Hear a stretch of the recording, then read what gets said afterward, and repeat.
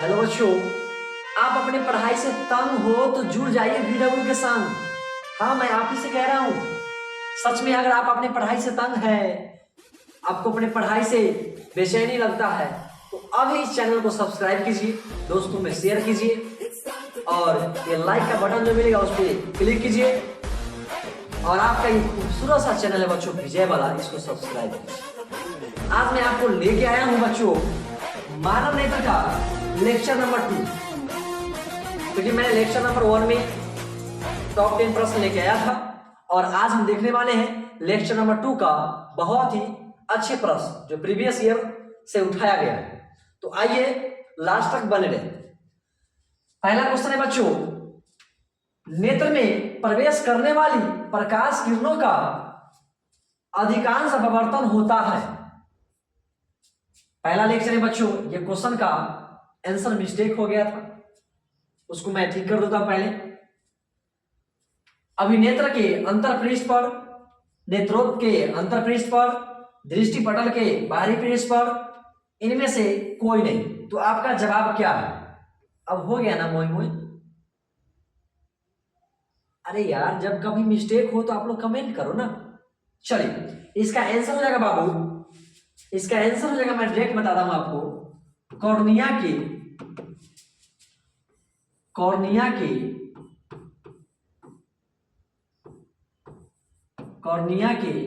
बाहरी पृष्ठ पर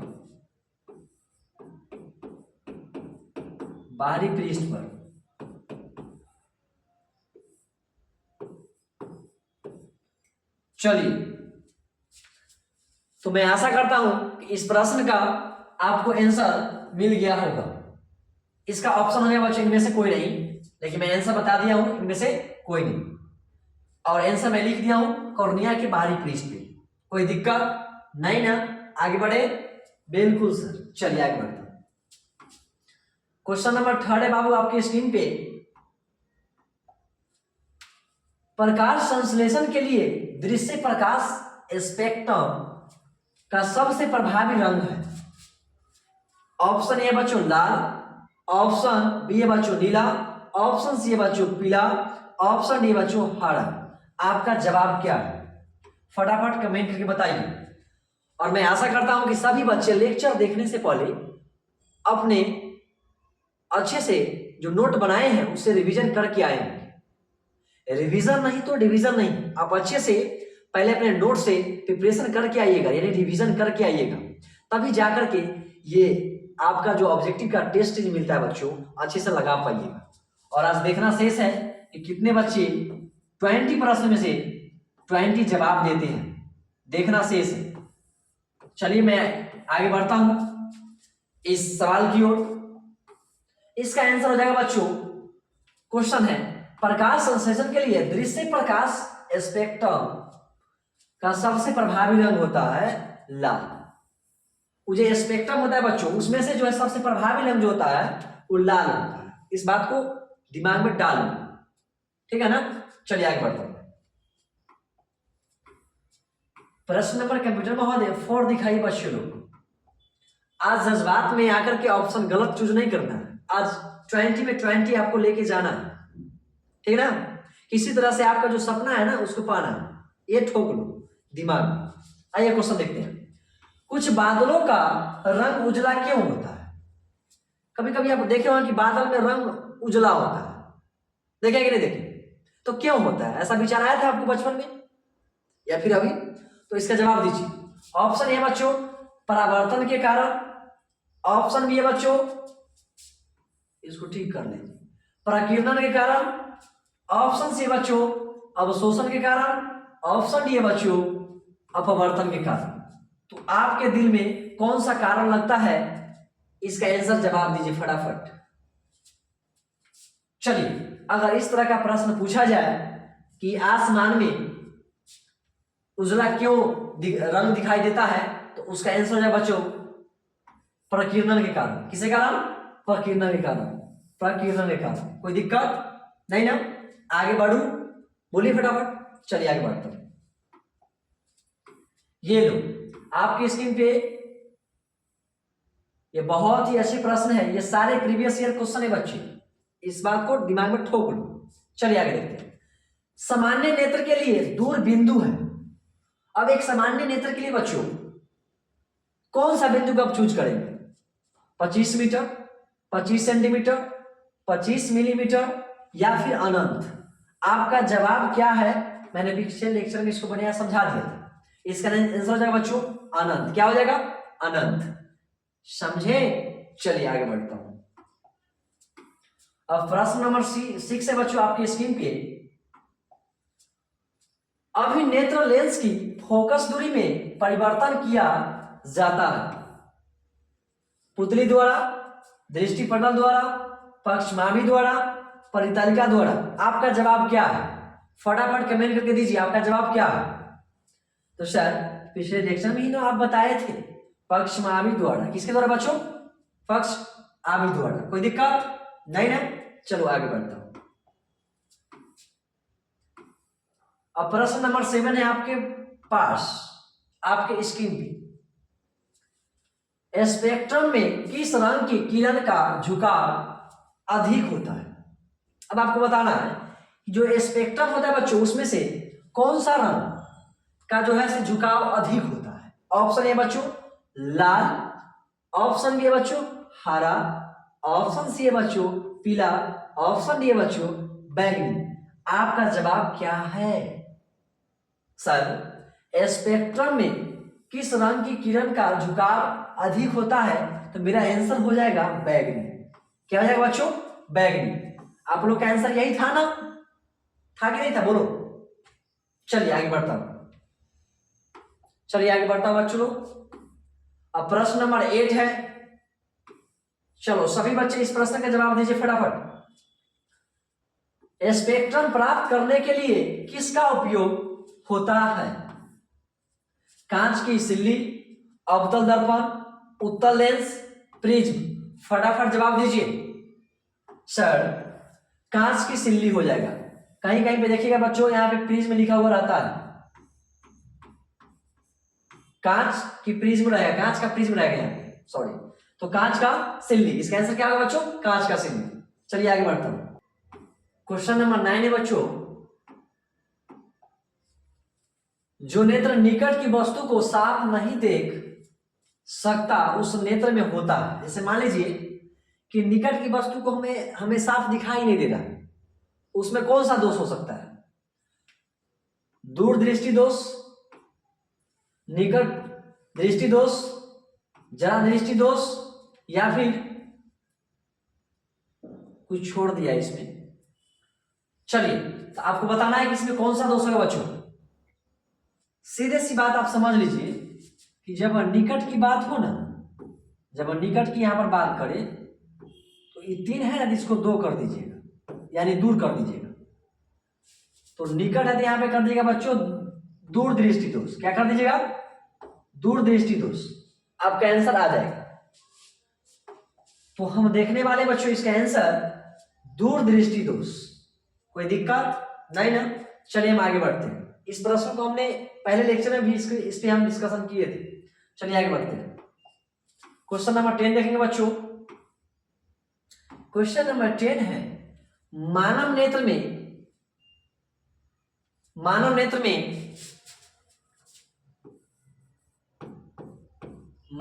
में कौन सा लेंस का उपयोग किया जाता है?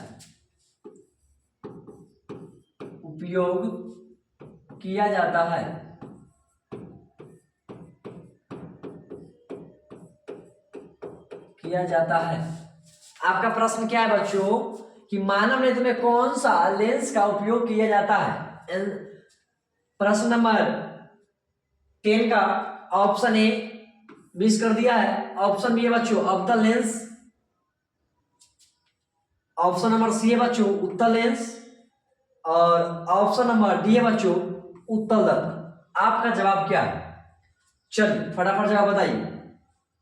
यहां पे कर लीजिए बच्चों अवतल दर्पण, कोई दिक्कत नहीं है, इसको कर दीजिए आप लोग अवतल दर्पण। अब बताइए आपका जवाब क्या है? तो जान लीजिए कि मानव नेत्र में प्रयोग करने वाली जो लेंस होती है बच्चों, वो होता है उत्तल लेंस। कौन सा लेंस होता है? उत्तल लेंस। चलिए, उत्तल लेंस, कोई दिक्कत नहीं ना? चलिए आगे बढ़ते हैं। अब आपको बताना है कि आपने 10 प्रश्न में कितने बच्चे, 10 में से कितने बच्चे 10 में से 10 लाए हैं? फटाफट कमेंट कीजिए, या फिर अपने आप में बोलिए बल्ले बल्ले। चलिए अब आगे देखते हैं।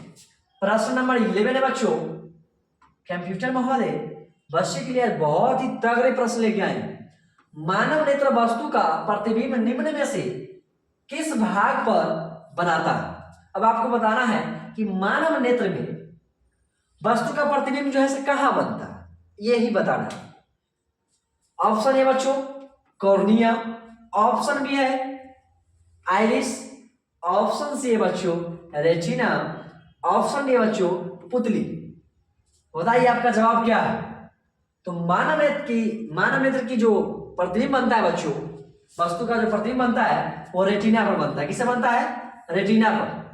दिमाग में ठोक लो, बार बार ये प्रश्न पूछे जाते हैं, प्रीवियस ईयर का क्वेश्चन है बच्चों।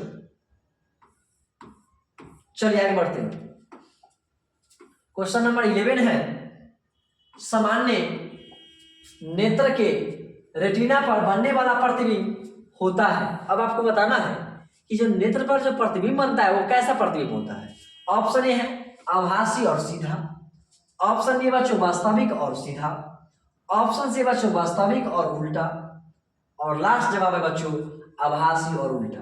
तो आपका जवाब क्या है फटाफट बताओ मुन्ना। इसका आंसर हो जाएगा वास्तविक और उल्टा। क्या हो जाएगा? वास्तविक और उल्टा। चलिए हम आगे बढ़ते हैं। प्रश्न नंबर 13 देखेंगे। टिंडल प्रभाव प्रकाश की कौन सी परिघटना को प्रदर्शित करता है? अब आपको बताना है बाबू कि टिंडल प्रभाव प्रकाश की कौन सी परिघटना को दिखाता है, यानी कि टिंडल जो है प्रभाव ये प्रकाश की किस घटना को दर्शाता है। ऑप्शन ए है प्रकाश का परावर्तन, ऑप्शन बी है प्रकाश का अपवर्तन, ऑप्शन सी है बच्चों प्रकाश का विक्षेपण, ऑप्शन डी है बच्चों प्रकाश का प्रकीर्णन। तो आपका जवाब होगा प्रकाश का प्रकीर्णन। इसको लॉक कर दिया जाए। बिल्कुल सही जवाब। क्या बच्चों? बिल्कुल सही जवाब। मैं आगे बढ़ू?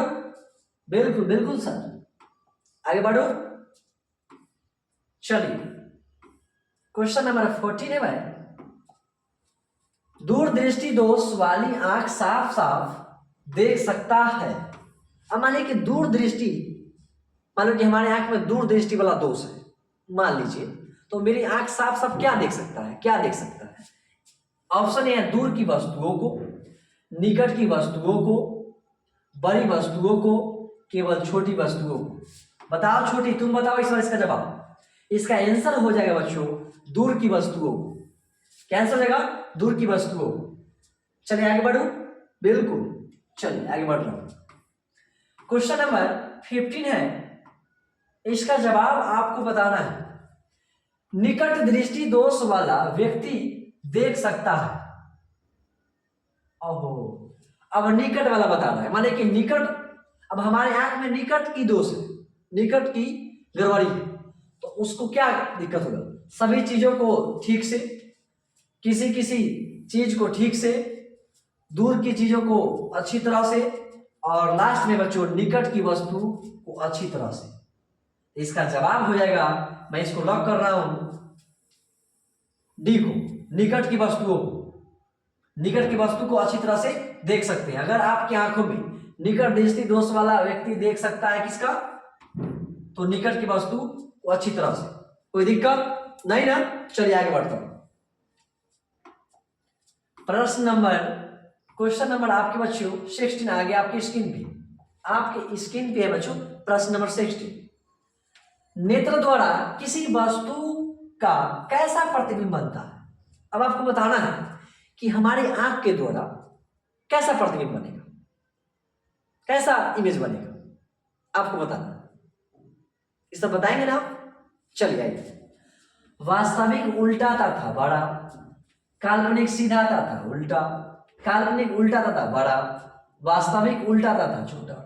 आपका जवाब क्या है? बताओ थोड़ा, बताओ थोड़ा, बताओ मुन्ना।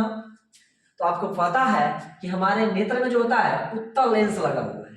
कौन सा लेंस? उत्तल है। इसका जवाब हम लोग देंगे बच्चों वास्तविक उल्टा तथा छोटा। क्या देंगे? वास्तविक उल्टा तथा छोटा। कोई दिक्कत नहीं ना? चलिए आगे बढ़ते हैं।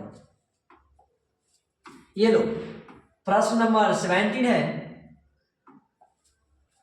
आंख व्यवहार करती है, आंख भी व्यवहार करती है बच्चों। कैसा व्यवहार करती देखते हैं। अवतल दर्पण की तरफ, उत्तल लेंस की तरफ, समतल दर्पण की तरफ, अवतल लेंस की तरफ। अभी हम बोले हैं आप लोग के आंसर बताइए फटाफट कैसा व्यवहार करेगी। तो सर अभी ने बताया आप उत्तल लेंस की तरफ। कैसा बच्चों? उत्तल लेंस की तरफ। मैं आगे बढ़ू आगे? बिल्कुल, चलिए आगे बढ़ रहा हूं। चलिए, सामान्य आंख के लिए स्पष्ट दर्शन की न्यूनतम पूछ रहा है, कौन से कौन दूरी होता है।